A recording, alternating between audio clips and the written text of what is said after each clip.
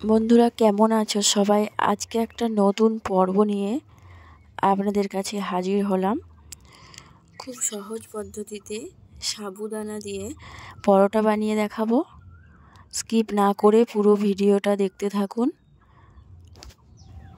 নরম তুলতুলে এই সাবুদানার পরোটা।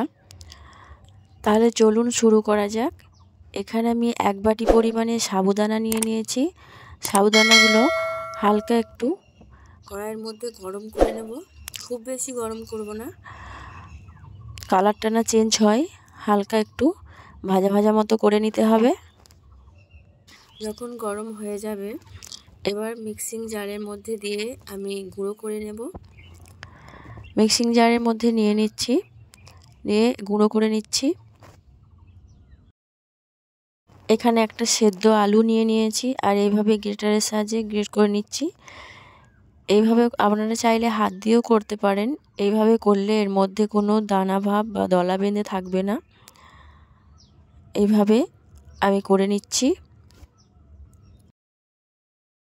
আপনারা পুরো ভিডিওটা না দেখলে বিশ্বাস করবেন না যে এই পরোটা এতটাই টেস্টি হয়। আলু নিয়ে নিয়েছি, এবার এর মধ্যে কিছু মশলা অ্যাড করব। দিয়ে দিচ্ছি 1 চামচ পরিমাণ গোটা জিরে, দিয়ে দিচ্ছি আদা কুচি, লবণ দিয়ে দিলাম স্বাদ অনুযায়ী, চাট মশলা দিয়ে দিলাম 1 টেবিল চামচ, ধনেপাতা কুচি দিয়ে দিলাম।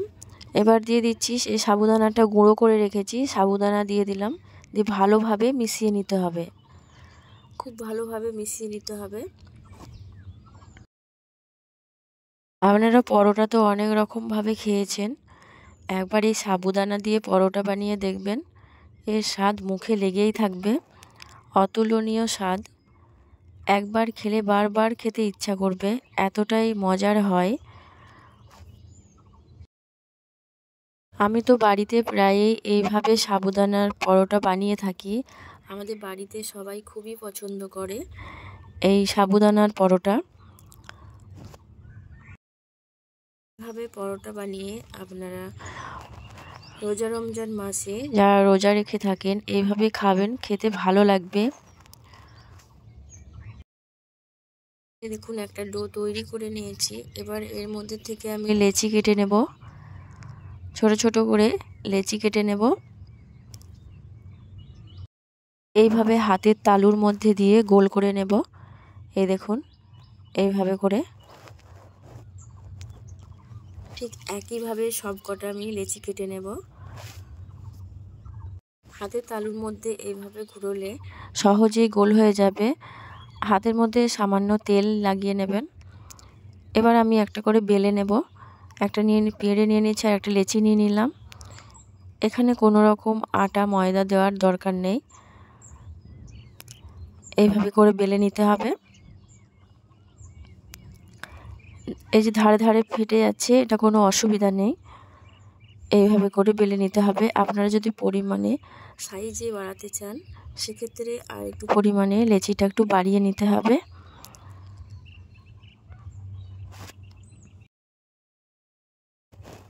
এবার একটা প্লেট নিয়ে নিচ্ছি আর এইভাবে সমান করে বসিয়ে দিলাম।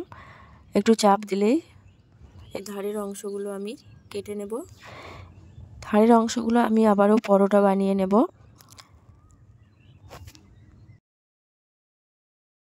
এই দেখুন খুব সুন্দর একটা রাউন্ড শেপে পরোটা রেডি হয়ে গেল। এইভাবে আপনারা পরোটা বানিয়ে নিতে পারেন। ঠিক একইভাবে আমি সবকটা পরোটা বানিয়ে নেব। এই দেখুন খুব বেশি মোটাও না আর খুব বেশি পাতলাও না, আমি আপনাদের ভালোভাবে দেখিয়ে দিচ্ছি। এই দেখুন ঠিক এইরকম হবে। এবার আমি পরোটাগুলোকে সেঁকে নেব। এখানে একটা প্যান চাপিয়ে দিলাম আর একটু তেল লাগিয়ে নিলাম। যখন তাওয়াটা ভালোভাবে গরম হয়ে আসবে এর মধ্যে আমি পরোটাগুলো একে একে করে সেঁকে নেব। একটা পরোটা দিয়ে দিচ্ছি। এইভাবে আপনারা পরোটা সহজেই বানিয়ে নিতে পারবেন। এই দেখুন এর মধ্যে যে জিরা, চাট মশলা এবং ধনেপাতা কুচি পড়েছে। এর স্বাদ অতুলনীয়, মুখে লেগেই থাকবে। উল্টে পাল্টে ভালো করে ভেজে নিতে হবে। ওপর থেকে আমি তেল দিয়ে দেব। এই পরোটাগুলো ভাজতে বেশি তেল লাগে না, অল্প তেলেতেই ভাজা হয়ে যায়। যারা তেল খেতে খুব পছন্দ করেন না, এইভাবে পরোটা বানিয়ে নিতে পারেন। এইভাবে করে উল্টে পাল্টে ভালো করে ভেজে নিতে হবে। এখানে আমি গ্যাসের ফ্লেমটা মিডিয়ামে রেখেছি। কালারটা খুব সুন্দরভাবে চেঞ্জ হয়ে এসেছে। পরোটাটা প্রায় ভাজা হয়ে এসেছে। এই দেখুন, পরোটাটা আমি তুলে নিচ্ছি, নিয়ে একটা প্লেটের মধ্যে সার্ভ করে নিচ্ছি। একটা প্লেটের মধ্যে নিয়ে নিলাম। আর আপনারা এইভাবে পরোটা বানিয়ে ধনেপাতার চাটনি বা টমেটো সস অথবা কোনো মাংসের সঙ্গেও খেতে পারেন। কিছু না নিলেও শুধু পরোটাও খাওয়া যাবে, এতটাই মজার হয়। আমি এখানে ধনেপাতার চাটনি নিয়ে নিয়েছি। দেখুন, সব কটা পরোটা ঠিক একই মাপে একইভাবে বানানো হয়েছে। খুবই নরম এই পরোটা। আপনারা এইভাবে বানিয়ে বাচ্চাদের টিফিনে অথবা ব্রেকফাস্টে বানিয়ে খেতে পারেন। খেতে খুবই ভালো লাগবে। দেখলেন তো বন্ধুরা, কত সহজে সাবুদানা দিয়ে এই নরম তুলতুলে পরোটা বানানো যায়। আপনারা ঝটপট দেরি না করে একবার বাড়িতে বানিয়ে দেখবেন। আর কেমন হলো কমেন্টে অবশ্যই জানাবেন। এই পরোটা খেলে বারবার এই পরোটাই খেতে ইচ্ছা করবে, অন্য কোনো পরোটা খেতে ইচ্ছা করবে না। তাহলে আমার এই রেসিপি আপনাদের কেমন লাগলো কমেন্টে অবশ্যই জানাবেন।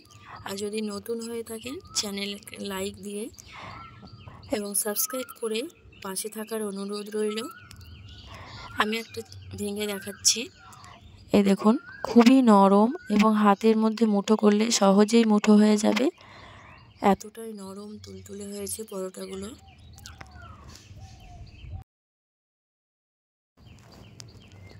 এইভাবে সহজেই বানিয়ে নিতে পারবেন এই সাবুদানার পরোটা। সাবুদানা তো বাচ্চাদের জন্য খুবই উপকারী।